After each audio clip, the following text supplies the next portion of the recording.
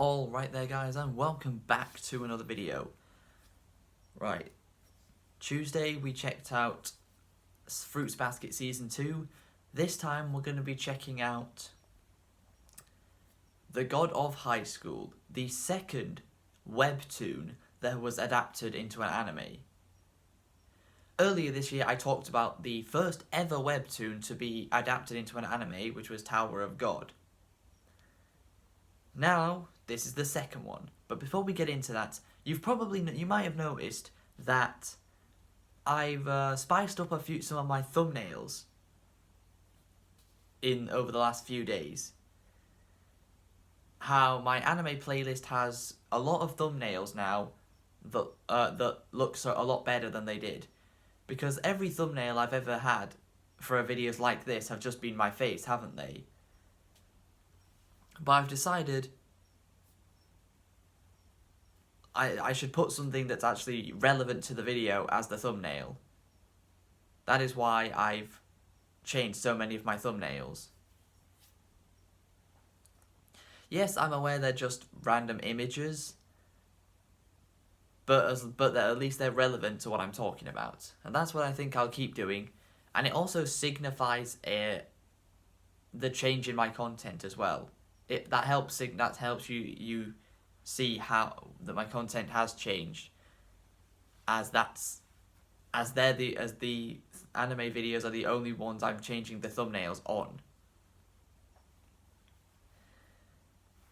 Okay, enough of that. Let's get into it.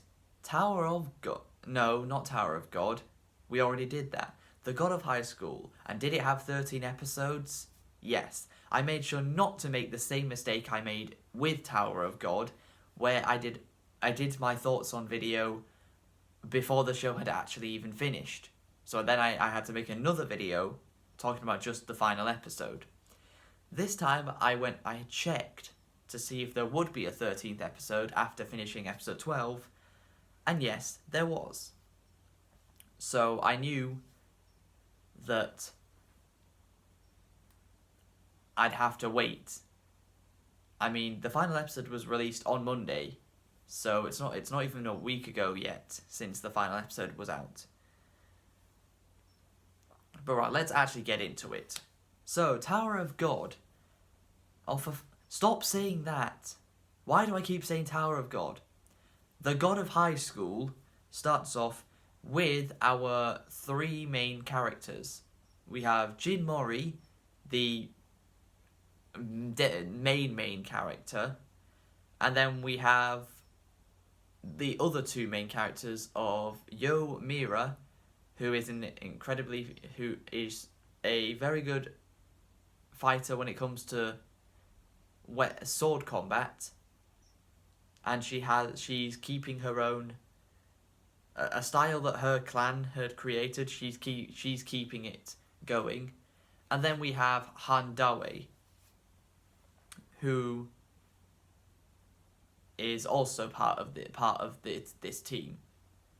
So these three basically enter a tournament called the God of High School, same name as the show. I mean, the first interaction that Mori and Mira have is her punching him in the face for breaking her glasses, because some guy stole a old woman's purse and Mori was chasing after him, and then she helped him chase down the thief. But yeah, then they meet Han Dawe and they enter the God of High School tournament. Now, this tournament had a lot of advertisement when it comes to what was the advertising around the tournament. The Crunchyroll logo and name was in a lot of the arena, which I don't know how to think about this. I don't know how I feel about that. It's like yes, it says Crunchyroll Originals before every episode even starts, but for some reason they need to put that there. They even put the webtoon logo there, which that makes sense since that's what it was.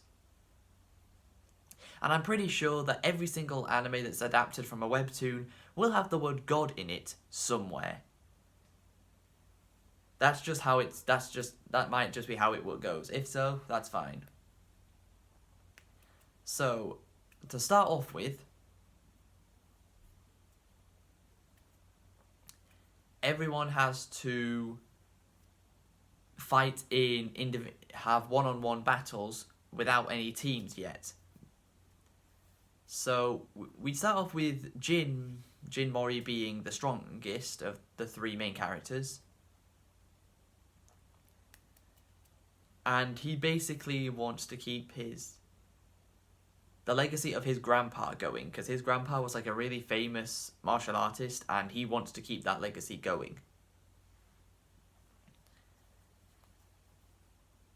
And this tournament is held, to my best of my knowledge, is held in Seoul. Correct me if I'm wrong, but I'm pretty sure Seoul is the capital city of South Korea. I think. Since webtoons are Korean. If you didn't know. Yeah, webtoons are not Japanese, they're Korean.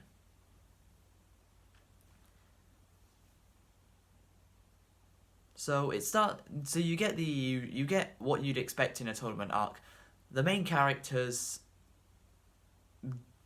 beat down on a lot of other people. Basically, the criteria to enter the tournament is you have to be in high school. And of course, age is just a number, apparently, because there's a 38-year-old guy who's in this tournament that somehow is still going to high school. Mate, how long have you been held back? Probably too much.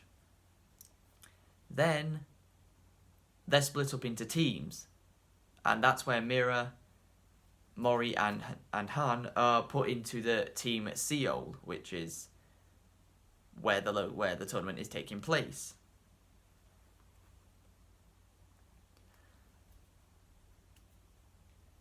But Han has this friend who's in hospital, who doesn't look like he's gonna make it, and it does conflict with him throughout. And when he ends up having to take on Mira, this is just before they became teams. Mira and Han face each other, and Han beats the crap out of Mira quite badly. And that's because he was in a pent-up rage about what happened to his friend. We even have a really weird random episode where Mira is about to get married to this guy who basically tells her that he can basically teach her to become an even better martial artist than she already is.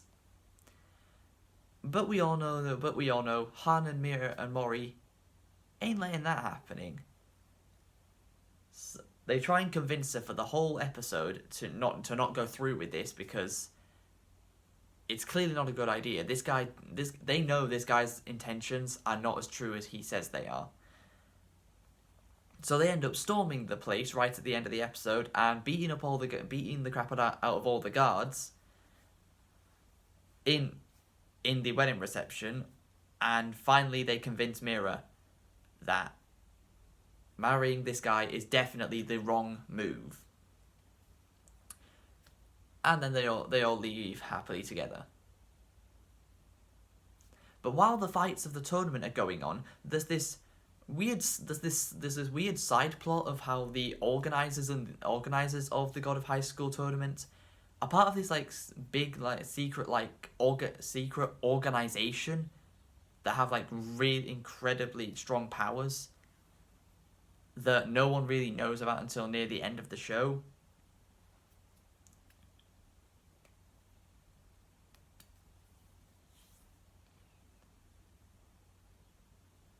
And there's this key that they all want, but we never see it until near the end of the show, because it was inside this guy called Alipio, who is part of another team in the tournament, who happens to be wearing a jacket that has the symbol of Mori's grandpa on it. And the key was inside of him the entire time. I mean, his partners, one of the girl on his team gets her leg ripped off, one of her legs ripped off, and the other guy on his team gets one of his arms ripped off by one of the guys from the organization, because they really had this like secret deal going on behind the scenes of the tournament that no one else could see. And it ends up in this one of the members of the organization turning into this really creepy guy, where he basically, his entire skin turns white, as in pale white, and he has like, he starts like growing eyes on his body, a bit like Danzo did on his arm in Naruto. How he grew Sharingan eyes on his arm. Kind of like that. And the key is stolen from Alipio, which allows him to become this ginormous, this giant like five-bodied creature. It's so weird. He has this, and Mori, Mira, and Han basically have to take him out together, using their own special attacks and techniques. So Mira has the moon sword style. Han has a taekwondo technique of his special attack, and Mori has the blue dragon kick as his special attack, something he learned off his grandpa. And they take down the organizer. Missiles were sent from America. Sent missiles trying to bomb Seoul, and they were basically disintegrated without even getting close to Korea. Which shows these people have a lot of power. If they can disintegrate missiles with no effort, that's not good. But Mori, Han, and Mira finally take down this guy. Mori even got kidnapped at one point, and he still managed to make it back to the tournament at the time, because he needed to... his fight was coming up soon, and he had to get away from the place that he'd been taken to, but he did. And there were these spirits that possessed the bodies of other fighters that made them way more powerful than they actually were, and Mori still took him down. But the very last scene of the show is of Mori's grandpa being is basically tied up. A bit like Jesus was to the cross, but minus the nailed on part.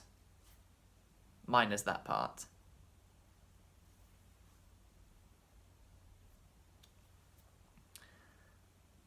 And I don't know whether at the time of recording, I don't know whether a season 2 has been confirmed or not. You guys might know that if there's a season 2 or not confirmed.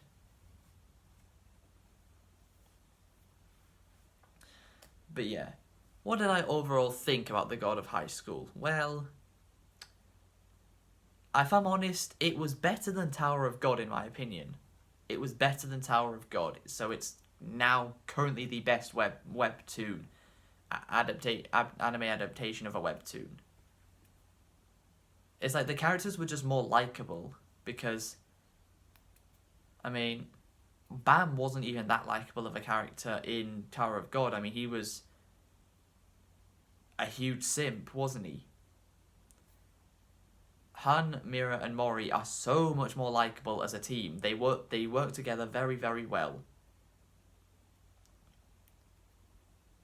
And you can just see that the connections they have between together, and the moments they spend together, they really enjoy spending time with each other.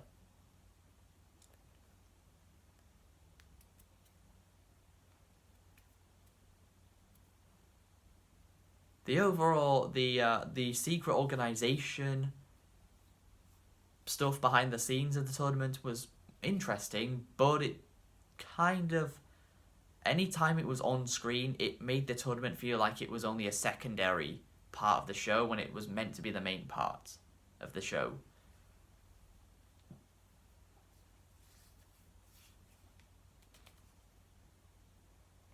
But seeing how everyone has just learned all these special attacks and techniques to perfect them shows the dedication and effort they put in to make these attacks work.